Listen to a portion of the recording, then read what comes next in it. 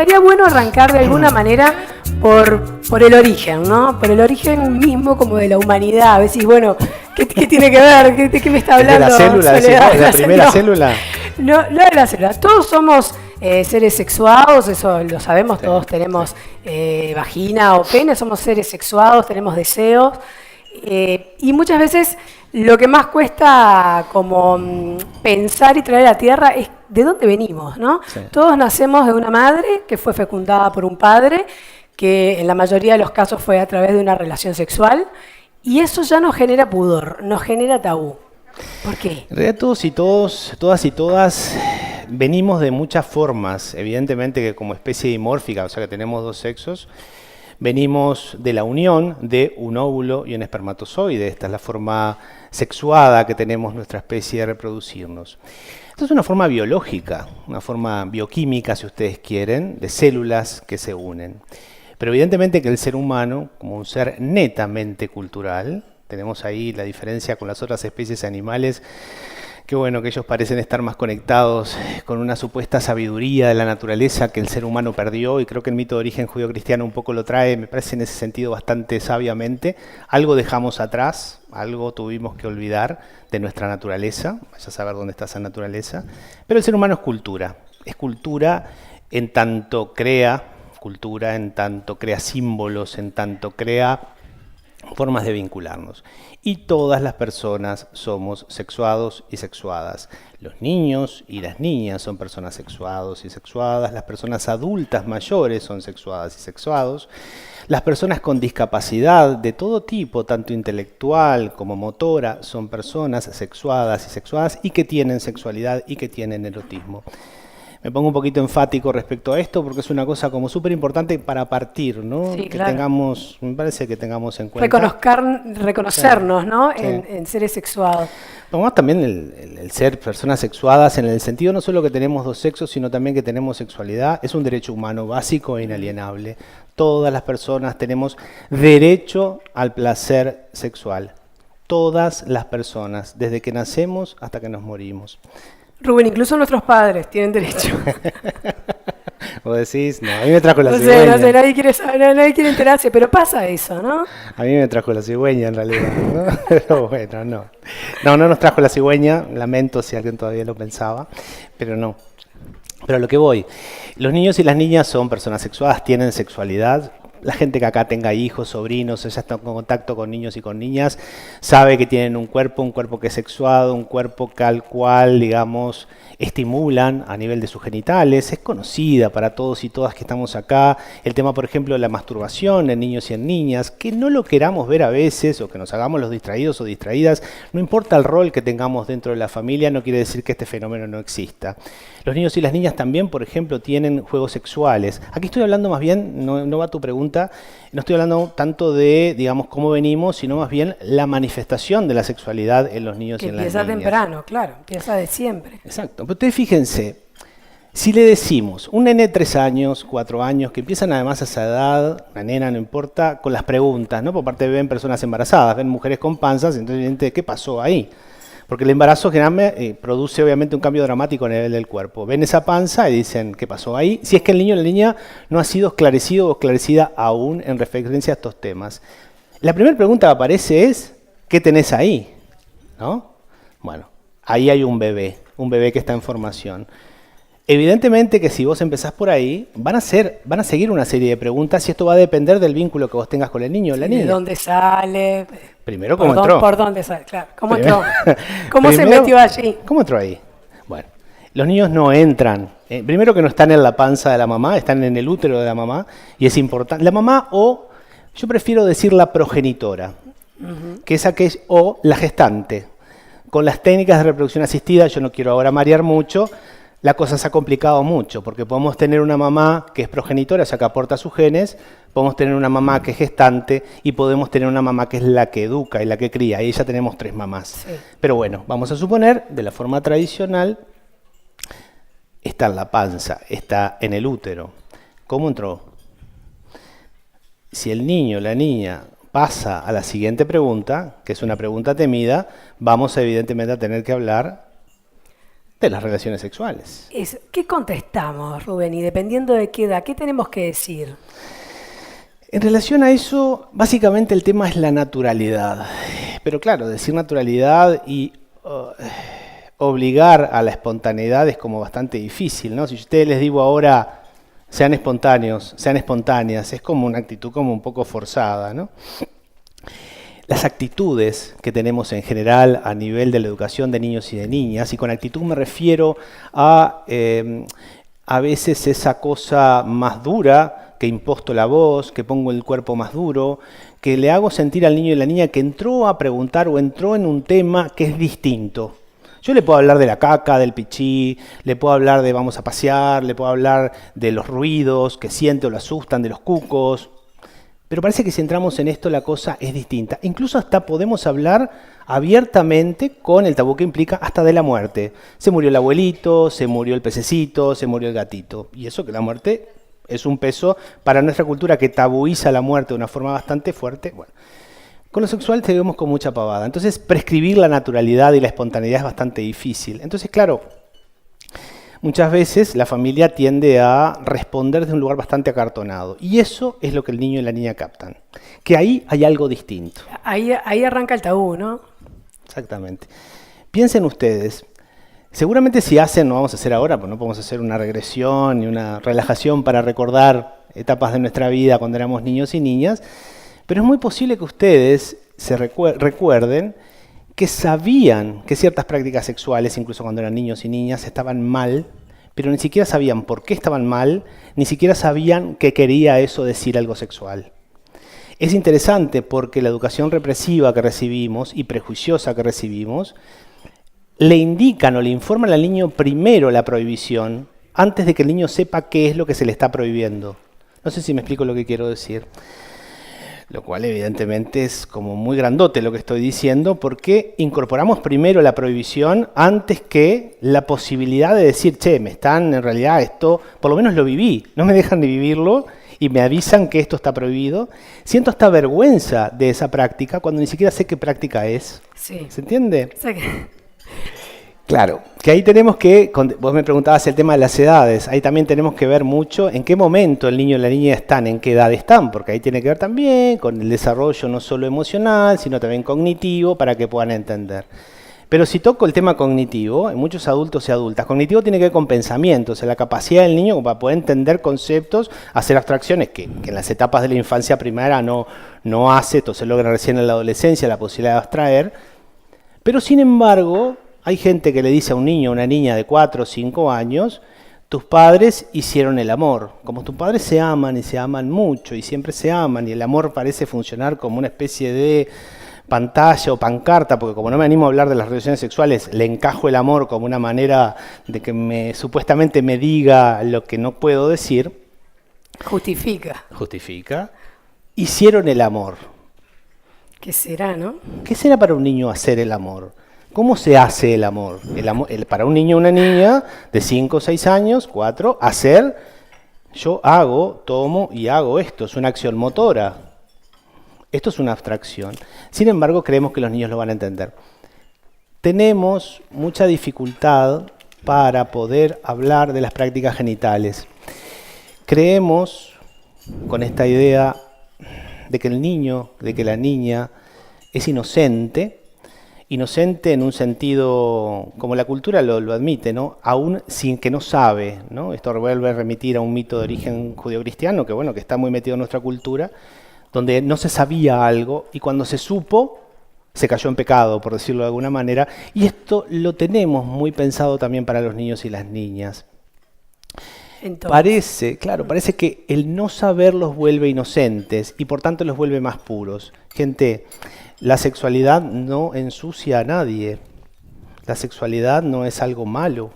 La sexualidad está vinculado netamente con la vida. Un factor que es muy claro es cuando una persona está deprimida, no tiene ganas de tener relaciones sexuales. Esto claramente, o de masturbarse, no importa, de expresión sexual. ¿Qué nos dice esto? Que evidentemente el erotismo es vida. Es vida. El erotismo está vinculado con la posibilidad de crecer internamente, de ir hacia el otro. gracias a que vamos hacia el otro es que podemos crecer, ¿no? Entonces, te invito el tecito. a probar el té. Lo último, porque me estoy Sí, extendiendo sí, un poquito, ¿no? Ya corto, ustedes sepan disculpar, pero es un mal ejemplo que generalmente tengo. Podemos hablar de relaciones sexuales, podemos hablar de pene, podemos hablar de vulva, podemos hablar de vagina, podemos hablar de semen, podemos hablar de secreciones vaginales. Los niños y las niñas perfectamente lo entienden. Bien. Y ellos nos van a marcar los ritmos en esa interacción. Rubén, estábamos hablando, bueno, un poco de los niños y de explicarles cómo nacen. Y después vamos al tema de los propios niños, ¿no? Un tema está la pregunta, la curiosidad de los niños, pero después está el tema de la curiosidad de su propio cuerpo. Los niños, eso lo sabrás vos, no yo, pero yo he visto en mi propio hijo y en otros niños a partir de los, por lo menos 3 años, que, bueno, se frotan contra todo, se tocan, ¿no? Es así.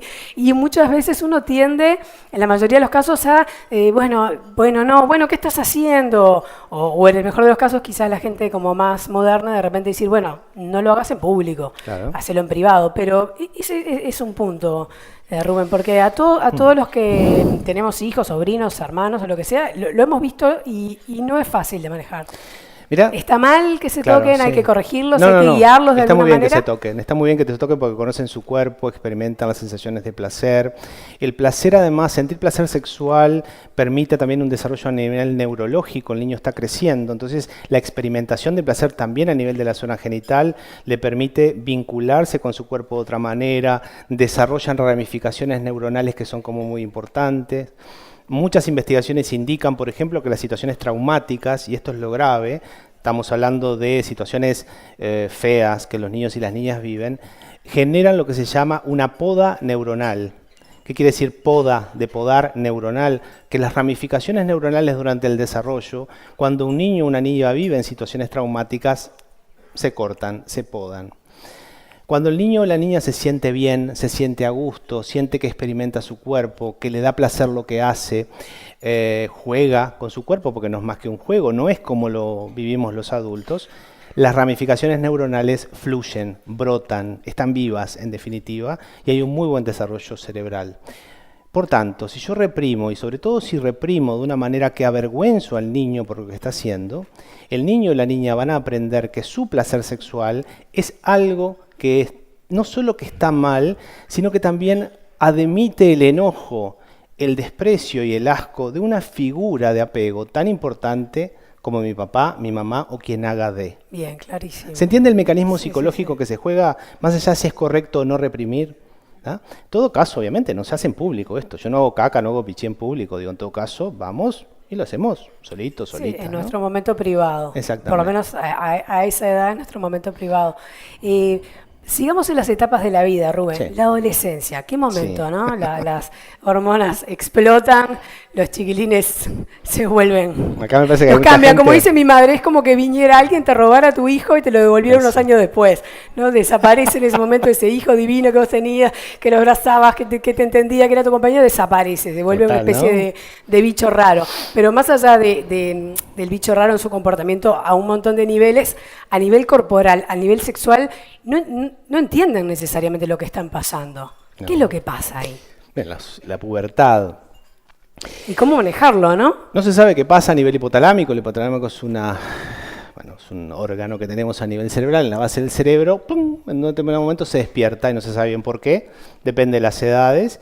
Empieza a mandar mensajes a otra neurohormona, otra glándula que se encuentra por debajo, después manda a las gónadas, los testículos en el caso de los hombres, los ovarios en el caso de las mujeres, y se empiezan a segregar, empiezan a producirse las células germinales, ¿no?, los gametos, y las hormonas en mayor medida, en mayor cantidad. En el caso de los hombres, más la testosterona, en el caso de las mujeres, más los estrógenos. Esto produce un cambio dramático, digo dramático por lo fuerte, lo intenso, en el cuerpo de las niñas y los niños, y esto evidentemente no solo impacta en el tema de su cuerpo, sino que también impacta en cómo ese niño o esa niña comienzan a vivirse a sí mismos y a sí mismas y cómo el resto de la sociedad también los vive, ¿no? El hecho de que, por ejemplo, ¿no?, crezcan las mamas, irritabilidad, por ejemplo, ¿no? O sea, los adolescentes son irritables, son irascibles. Lo que pasa es que esa irritabilidad tiene mucho que ver no solo con el despertar hormonal, no solo por los cambios. Hay que bancarse cambios corporales, todos los hemos vivido acá, ¿no? Creo que no hay nadie adolescente o preadolescente que no haya vivido aún ese cambio, pero hay que bancarse también un cambio repentino en el cuerpo. ¿Me explico? Porque las personas vamos viviendo cambios corporales más progresivos. Los cambios incluso corporales del propio crecimiento durante la infancia tienen un registro de progresividad que no impacta por lo intenso y lo rápido que sí sucede durante la pubertad, ¿no? Entonces, evidentemente acostumbrarse, esto pasa mucho con las chiquilinas, por ejemplo, ves muchas chiquilinas que caminan como más encorvadas, se o tienen como miedo, dificultad con el tema de las mamas, que se pegan mucho las mamas porque todavía estas mamás no están como del todo incorporadas en su imagen corporal, lo cual es lógico.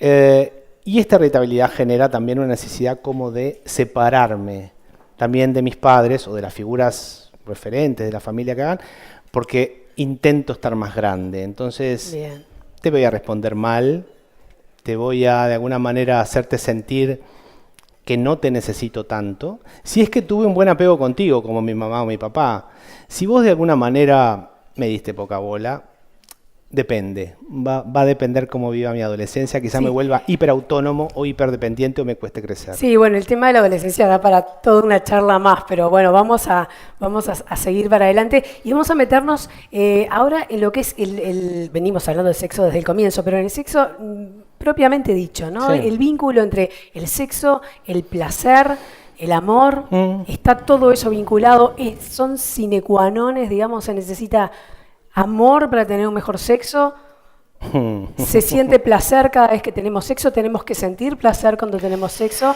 si estamos enamorados y tenemos sexo, tenemos que sentir placer. Muchas preguntas que están enredadas, los tres conceptos que están de la mano, pero muchas veces parece que están separados. Entiendo. Los seres humanos nacemos inmaduros. No somos como los canguros u otras especies que, por ejemplo, un potrillito nace y ya se puede parar. Precisamos una especie como en el caso de los marsupiales, como una especie de bolsita adicional una vez que estamos por fuera del útero de una gestante. Esto, evidentemente, va a generar que necesitamos de un otro, necesitamos de apego de un otro. Necesitamos que un otro nos reciba al mundo, que nos toque, que nos hable, que nos introduzca en la cultura, que nos quiera, y eso es querernos. Todo eso implica el querernos. ¿Por qué traigo esto? Porque en las primeras etapas del desarrollo, en el niño bebé, la niña bebé, el vínculo es dual, es de a dos. Es un vínculo, si ustedes quieren, muy monogámico. Nuestra especie, por necesitar asistencia externa una vez que nacemos, nos hace ser monógamos. ¿Qué quiero decir? Tenemos un amante solo. Si bien pueden ser muchos los cuerpos físicos que interactúan con el bebé, para la cabecita del bebé hay una única figura que conjugan todas esas. ¿Por qué traigo esto? Porque las personas, como mamíferos que somos, precisamos del contacto con alguien, de la intimidad con alguien. Y si ustedes quieren, ahí el amor opera como esa cuestión de ligazón con alguien. ¿Vieron cuando recién se conoce a alguien? Todas las cuestiones, ¿no?, que explotan a nivel químico interno y todo esto, nos hacen sentir que el otro es maravilloso y que estamos viendo un vínculo espectacular y demás. Eso tiene una función psicológica y vincular que es asegurar el vínculo. Sos lo máximo, y porque gracias a que te veo como que sos lo máximo, es que yo puedo seguir apostando a estar en este vínculo. Porque si de entrada yo te veo como alguien, bueno, vamos a probar, vamos a ver, no sé si eso va a pasar. Por tanto, el vínculo de a dos y el vínculo relacionado con el tema del amor y con el tema del apego es algo que forma parte de lo que somos. Ahora, aquello que tiene que ver específicamente también con la excitación sexual, con, digamos, lo que nos provoca, si ustedes quieren, como se dice mal y pronto, nos calienta, está vinculado con el amor. El amor, muchos sexólogos plantean que es un afrodisíaco potente. Sin embargo, a veces también la excitación sexual está dada porque el otro se vuelva un poquito peligroso y un poquito desconocido. Por eso es importante también a nivel de parejas estables, sobre todo que tienen años, que puedan experimentar cambios de roles, si es posible que lo puedan hacer, si les da como la no vergüenza, por decirlo así, para que en el otro haya un cierto grado de novedad. Lo siempre conocido, porque no es solo el otro el conocido, sino yo también siempre soy el mismo, la misma en ese vínculo, por más amor que haya, puede afectar el tema de la pasión sexual cuando no hay novedad, porque la novedad produce como un estado de un cierto de una cierta tensión, más que peligro, que el otro se vuelve alguien pasible de ser conquistado o conquistada. ¿Me explico? Claro, y hoy, por ejemplo, conversábamos antes de la charla y hablábamos un poco de eso, ¿no? Cómo el vínculo que se puede dar entre dos personas que hace muchos años que están juntas, que uno tendería a decir, bueno, mientras más años, más confianza, más conocimiento, quizás hasta más amor, pero muchísimas veces muchas personas de repente se pueden sentir más cómodas en una relación sexual con alguien con quien no tienen ese vínculo que con esa persona con la que tenés tanta confianza. Y parece una contradicción. Sí, pareciera una contradicción. Lo que pasa que el vínculo de intimidad y el vínculo de confianza depende, ¿no? Si es por esa la razón, digámoslo así, me desnuda. Pero no solo me desnuda porque me saca la ropa. ¿Me explico? Me deja expuesto, expuesta, me deja vulnerable. Si de alguna manera yo tengo una corriente emocional con el otro, de alguna manera dependo del otro. Cuando yo deseo a alguien, le estoy dando no solo un valor a ese que yo deseo, o a esa que yo deseo, sino también que le estoy dando una importancia. Por tanto, le cedo un poder. Y si me dejas, si yo te deseo y te quiero y me dejas, ¿cómo quedo yo? Entonces, evidentemente, la intimidad, el abrirme, el depositarme frente a alguien, volcarme, dejarme sostener por alguien, me da un poquito de miedo. ¿Me explico? Un poquito, bastante. Esto se ve muchísimo, ¿no? Los vínculos emocionales cercanos, realmente de verdadero apego, también nos dan miedo, porque bueno, como adultos nos hemos construido muchas murallas y muchas caretas y muchas armaduras, y cuando después tenemos que sacarnos de verdad la ropa frente a alguien y no esta ropa, y ya creo que un poco a veces hasta lo hemos olvidado. Hay que ser valientes para vincularse, no es fácil, evidentemente, hay muchas confusiones también en torno a esto, y bueno, pero bueno. Claro, ¿y cómo hacer, Rubén, pues decir, bueno, vos con una pareja con la que estás hace tiempo, a nivel sexual y a nivel de todo lo demás, sabés lo que le gusta, esa persona sabe lo que te gusta, pero entonces uno puede caer en esa rutina. Siempre hago lo mismo porque sé que te gusta, siempre me haces lo mismo porque sabés que me gusta, siempre hacemos lo mismo porque sabemos que más o menos funciona. Y en ese más o menos funciona, al final, muchas veces no funciona tanto. Sí, muchas veces no funciona tanto, pero tiene pros y contras como todo en realidad, ¿no? Porque si yo sé que me conozco con esa persona tengo confianza, con esa persona tengo intimidad, muchas veces esto tiene que ver con modelos de pareja que nos han, bueno, metido mucho en la educación que hemos recibido, que tiene que ver con la idea de la pareja búnker, ¿no? La pareja sí es un espacio también de salvación. Salvación en el sentido que uno siente o una siente que se salva de tener que estar en mercado, por decirlo de alguna forma, ¿no? La gente que queda, ya sea porque decide o es abandonada, siente que reingresa al mercado, y reingresar al mercado tiene lo suyo, ¿no? Tiene lo suyo porque entramos en el giro. Es bravo, ¿no? Entonces, también tiene sus pros y tiene sus contras, porque tiene el pro de la libertad. Libertad en el sentido de que está todo plagado de posibilidad. Todo puede ser. Muchas personas... Con lo bueno y lo malo, claro. Todo puede ser, y claro. Y como todo es posibilidad y como no hay nada concreto que ya está acá, puedo llegar a tener la pareja fantástica, porque como es potencial, puede ser fantástica.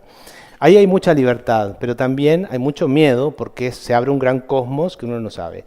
Lo otro, lo apegado, es me quedo en casa, estamos acá, ya nos conocemos, que eso también tiene un plus de interés, de intensidad, de tranquilidad. No te tengo que seducir en gran medida para poder sentir placer. Vos ya conoces mi cuerpo, yo conozco el tuyo. El riesgo, como bien vos decías, es que caigamos siempre en lo mismo.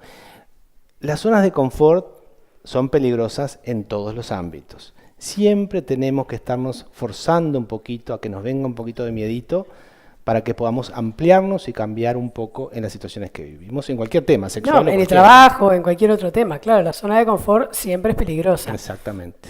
Hay mucha gente que piensa que atrás de una buena relación sexual lo que hay es pura química. Y lo hay. Hay mucha química. Los neurotransmisores, las sustancias que evidentemente son las que habilitan todo lo que tiene que ver con la conducción nerviosa, las hormonas, son sustancias que evidentemente modifican, alteran, cambian, conducen nuestro comportamiento. Ahora, Evidentemente, y aquí es una gran pelea que a nivel académico puede haber o ha habido siempre entre posiciones llamadas biologicistas o posiciones más psicologistas o de lo social, pero lo cierto es que las personas, perdón, somos un conjunto tan complicado, complejo, de interrelaciones, si ustedes quieren, culturales, biológicas, sociales, que es muy difícil poder saber dónde empieza y dónde termina una cosa. Por ejemplo, yo hoy les hablaban los niños y las niñas, ustedes miran, bueno, es una cuestión de desarrollo, esto de la poda neuronal. Hay muchos estudios, por ejemplo, relacionados con neurociencias que hablan de cómo funciona el cerebro de los hombres y el cerebro de las mujeres. Por supuesto que está muy influenciado por las hormonas, por los neurotransmisores y demás. Pero la educación tan distinta, radicalmente distinta que nuestra cultura realiza sobre varoncitos y sobre nenas desde que nacen, va a generar también modificaciones cerebrales y esto está súper investigado también por lo que tiene que ver con resonancia, emisión de positrones, no importa el nombre.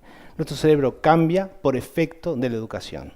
Entonces, ¿somos más biológicos y químicos? ¿Somos más sociales y culturales?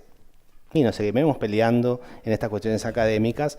La cosa es que somos seres humanos y como tales tenemos mucha química y tenemos cuestiones que inventamos en los vínculos con otros que nos afectan tanto y a veces más que la propia química.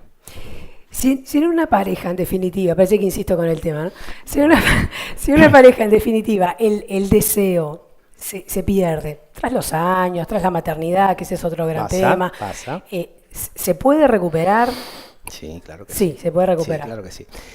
A ver, yo como psicólogo evidentemente no puedo más que verlo de esta manera, ¿no? El deseo sexual, ya que hablábamos de la química, no es solamente una cuestión química, ¿ah? Si fuera una cuestión química y se me agotó la química, o sea, los neurotransmisores, las hormonas o lo que fuere, estoy condenado, porque evidentemente con esta relación que tengo no me va a surgir nunca. En cambio, si yo lo miro desde el punto de vista psicológico, bueno, puedo pensar que la disminución del deseo en ese sistema pareja, la pareja pensada como un sistema, puede estar significando algo. Puede ser que de fondo haya una cierta competencia a nivel de la relación de pareja, entonces nadie se va a bajar del caballo a decirle al otro, che, tengo ganas. Si tenés una relación más filial a nivel de pareja y estás compitiendo, el deseo sexual va a estar bravo que aparezca.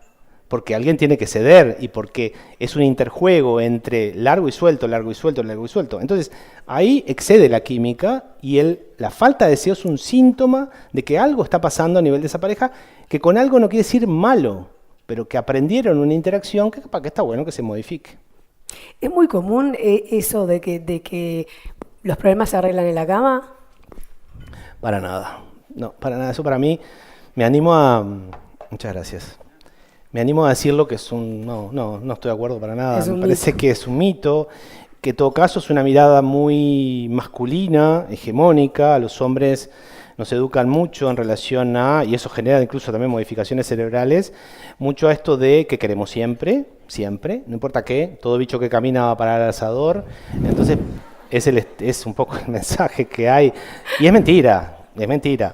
Pero como mentira igual, como se transforma en verdad y la gente lo termina creyendo, muchos hombres lo ejecutan realmente, ¿no? Entonces, esta idea que entonces, teniendo relaciones sexuales, un conflicto se arregla, da la sensación de que la discusión o cómo esa pareja estuvo afrontando el problema, lo hizo, si ustedes quieren, de una manera bastante inmadura. Porque entonces estaban haciendo ruido y después cuando fueron a los bifes, supuestamente todo se arregló. No se arregló nada. Esto pasa mucho un paréntesis, quizás. Pero pasa mucho, porque el propio conflicto no resuelto hace que la relación sexual sea más intensa, aunque les parezca mentira. Así somos las personas, o creo que somos las personas, no sé. A veces los conflictos nos producen una especie de sensación medio loca que nos activan sexualmente. Pero claro, tenés una muy buena cama, pero al otro día... El problema sigue igual. Y eso es en la sexualidad femenina y en la sexualidad masculina, y ahí ya nos metemos en ese tema que de alguna manera estuviste hablando. Sí, tenemos la misma, sentimos de la misma manera, gozamos de la misma manera, nos hace bien las mismas cosas, e incluso eso, volviendo un poco, que ya dijiste que era como un mito, pero ¿entendemos que las cosas se pueden solucionar de la misma manera en el ámbito sexual? Empíricamente, o sea, lo que la gente ve que realmente sucede con sus cuerpos, con sus actitudes, con sus vidas, con lo que le pasa a una amiga, a un amigo, uno puede como aparentemente observar una tendencia. Y en esa tendencia agrupa a sujetos, seres que llamamos mujeres y sujetos, seres que llamamos hombres. Entonces ahí sacamos teorías, ¿no? El tema, de vuelta, es que la educación que recibimos que nos obliga a ser diferentes, pero radicalmente diferentes, empieza tan temprano. Empieza, por ejemplo, cuando, ustedes les habrá pasado muchas veces, ven a una mujer embarazada, ¿qué es lo primero que le preguntan? ¿Es nena o varón? Ah, sí, bueno, claro. No hay manera que no podamos concebir la llegada de un ser humano a este mundo. ¿De mundo? cuánto estás y es nena o varón? Si no lo ubicamos en un casillero. Esta ubicación en un casillero ya va determinando la educación diferencial que estos cuerpitos que nacen tienen. Esto evidentemente empieza a incidir tempranamente en su cuerpo, su cerebro, sus hormonas, su educación, los juegos. Entra en una cultura que está totalmente marcada en relación a eso. Entonces, evidentemente que sí va a haber una sexualidad que más o menos sea, si vos querés, femenina y otra más o menos masculina, porque además las personas, cuando estamos juntas, nos reforzamos mutuamente para que todo el mundo haga quizá lo que todo el mundo no se anima. O sea, para que todo el mundo haga aquello que en realidad tenemos claramente prohibido para hacer. En síntesis, también las personas nos vigilamos social, y como uruguayos mucho más. Sí, y hay, haciendo un pequeño paréntesis, se lo recomiendo a todo el mundo, hay una columna en Historias de Piel que habla del tema de la nena y el varón, que es maravillosa, no tiene desperdicio, pero que tiene que ver con esto, ¿no? Con lo que vamos construyendo y que no nos damos cuenta, y hasta que el que se cree que no lo hace en cierta medida. Pero sigamos adelante con lo nuestro. Dale. Rubén. ¿Por qué parece, no sé si es verdad o no, tú lo dirás, que las mujeres cuando paren, cuando tienen a su hijo después de parir, en esa etapa de la lactancia e incluso después, parece que perdieran el deseo? Sí, ahí hay, qué interesante con el tema de la química, ¿no? Ahí, por ejemplo, después del parto, bueno, la oxitocina, pero particularmente la progesterona, que es aquella, digamos, aunque ahí bajan, hay movimientos hormonales, particularmente en el puerperio se define como el periodo posterior al parto. Hay un claro y abrupto descenso hormonal. Entonces, evidentemente, cuando caen las hormonas, y particularmente el tema de la progesterona, que es la hormona que principalmente actúa en lo que tiene que ver con el sostenimiento y consecución del embarazo, los estrógenos quedan actuando, pero no de la misma manera, se produce un cambio. Y aprovecho ya para decirlo, porque con lo idealizada que está la maternidad en nuestra cultura, produce factores de riesgo mucho en las mujeres en periodos puerperales. Por ejemplo, como se espera que una mujer siempre esté feliz por tener a su bebé, que está feliz, aunque no necesariamente, muchas veces sucede que en un gran porcentaje, un 10% que ya es mucho, aparecen depresiones puerperales. Esto tiene que ver con un cambio hormonal, también con actitudes personales de las mujeres, pero también con una gran presión social a que esta mujer tenga que estar feliz cuando no lo está. Y es normal que no lo esté. Aunque ustedes me dirán, ¿cómo no va a estar feliz si acaba de tener a su bebé? No. Se arma mucho revuelo bioquímico y actitudinal en las mujeres que tiene que ser mencionado, porque las mujeres se deprimen más porque no tienen espacio para poder hablar también de sus sentimientos encontrados frente a este tema. Bueno, ya solo con mencionar esto, ¿cómo no? ¿Cómo no va a afectar el deseo? Ni que ¿Cómo hablar. no se va a afectar el deseo sexual, ¿no? Y Rubén, ya que estamos hablando de química, de hormonas, y te hago dos preguntas en una, o una pregunta en dos, como lo quieras ver, que es que tiene que ver que también, si es mito o no es mito, si es verdad que las mujeres a partir de la menopausia tienen una mejor sexualidad, gozan más del sexo. Sí. ¿Y por qué es eso? Sí. ¿Tiene que ver con lo hormonal o tiene que ver con que los hijos ya crecieron, ya no hay que ocuparse de todo? Claro. Ya está, ya hice tanto sacrificio en esta vida que ahora me dedico a mí. ¿Qué tiene que ver? Sí. No lo digo, o sea, claro, lo digo así tan como convencido, ¿no? Lo digo desde la experiencia clínica. Yo el año que viene ya cumplo 20 años trabajando en psicoterapia Y he trabajado con muchas mujeres posmenopáusicas y menopáusicas que realmente, por cierto, se hacen trabajos maravillosos con estas mujeres, sobre todo mujeres que llevan un proceso que han cumplido, como recuerdo una paciente que decía, yo ya cumplí con Dios y con la patria, ahora quiero gozar yo, ¿no? ¿Qué quiero decir con esto? Que evidentemente ha habido, digamos, un portarse bien, como buenas niñas que fueron educadas, ellas cumplieron con todo. Y está bien, les dio felicidad, fueron madres, fueron esposas, hicieron todo para los demás las quisieron por lo que ellas hicieron, pero quedaron esclavas también de estar todo el tiempo atendiendo al otro, no vaya a hacer cosa que el otro la deje de querer, si ella de alguna forma se atreve a hablar de sí y decir lo que quiere, en términos como más individuales. Luego de la menopausia aparece generalmente, ¿no? Mujeres heterosexuales con las que han estado casadas, que tienen hijos y demás, los chiquilines crecen, ¿no? Se van o están en la vuelta, ya no te dan mucha bola en definitiva, ¿no? Ahí se juega, si es que la pareja continúa, cómo ha sido esta pareja. No la persona, sino el sistema pareja. Nos quedamos solo de vuelta. Hay más espacio en el desayuno, ¿no? Estamos acá. No. Sí, deja de girar todo en torno a los nenes. Yo te miro ahora. No me escudriñes. Nos bancamos el silencio, nos bancamos estar acá, queremos estar acá. O sea, es normal, se reformula nuevamente el contrato y está bueno que así sea. Lo que pasa es que los modelos de pareja que tenemos, de media naranja, complemento, que me va a salvar la vida o que no, cumplo con la vida, supuestamente eso queda hermético y es incuestionable. Siempre va a funcionar, siempre debe funcionar. No, las parejas tienen que estar siendo reformuladas y recontratadas, no digo todos los días, pero con un tiempo importante de tiempo, ¿no? O sea, entonces, luego de la menopausia, en mujeres que han sido educadas de forma más tradicional, como buenas niñas, haciendo buena letra, primero, baja el miedo al embarazo. Muchas veces los pares hombres en estas relaciones han recibido una educación bastante brava, que no les enseñaron a conectar con los afectos. Empieza a aparecer no tanto la jubilación o cercana a la jubilación, no hay como espacios de acción de estos hombres. Se vuelven, por tanto, personas poco interesantes para esta mujer, a veces aparecen separaciones también, aunque no siempre, pero sí empieza esta idea de que yo ya soy una mujer más experimentada, digámoslo así, ya no tengo que rendirle cuentas a mucha gente, salvo que deje que mis hijos se conviertan nuevamente, ¿no?, en los pequeños tiranos que eran. Sí, vigilantes, como lo fue mi padre, como lo fue mi marido y ahora mi hijo o mi hija. Esto pasa en muchas mujeres, ¿me explico? Entonces, si se logra no caer nuevamente en la misma historia, bueno, ahí aparece realmente una sexualidad. Por eso repito la frase, ¿no? Yo ya cumplí con Dios y con la patria, ahora quiero gozar yo. Y se puede y aparecen cosas maravillosas, realmente, o sea, hay un mundo ahí. Bueno, la idea que fuera antes también, ¿no? Si está bueno poderlo experimentar. Y bueno, pero si no, viene la menopausia y trae un supuesto mensaje maravilloso también, ¿no?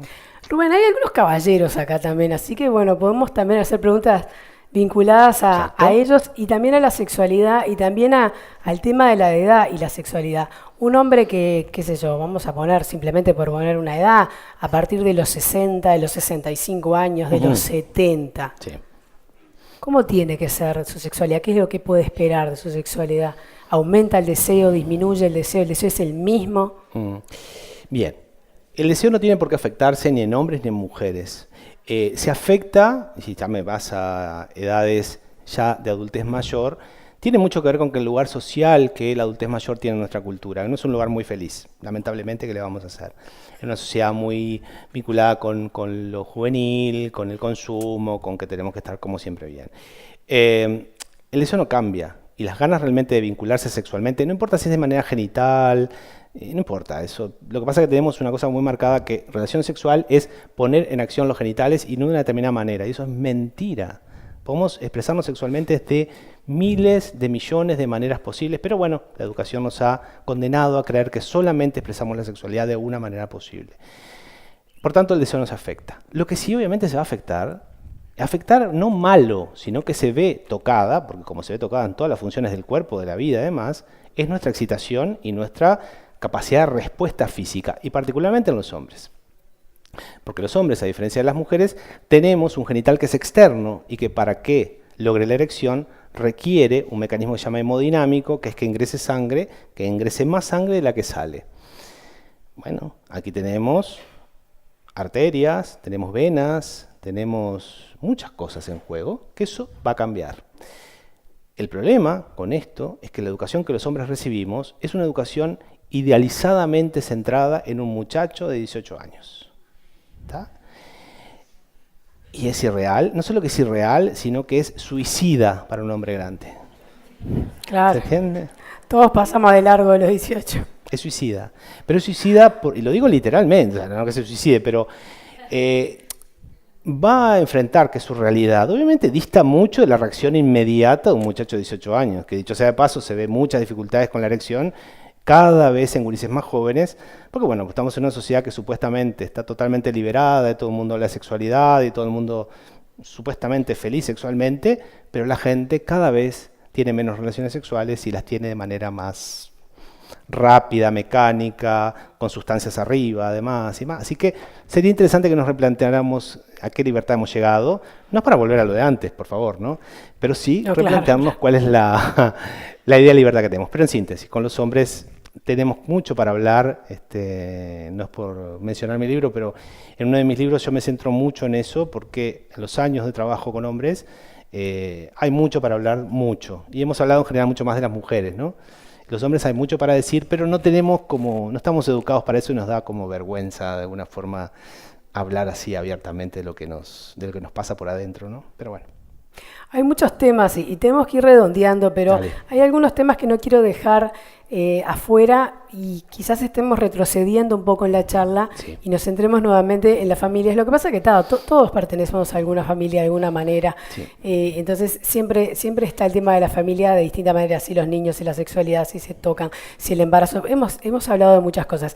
Y hay un tema que no quiero dejar pasar de largo, que es lo que tiene que ver con la homosexualidad, abarcado desde, por ejemplo, ¿no? Si nosotros tenemos un hijo o una hija y vemos en ellos algunas actitudes que nos hacen pensar que puede tener esa inclinación, orientación. Tal cual.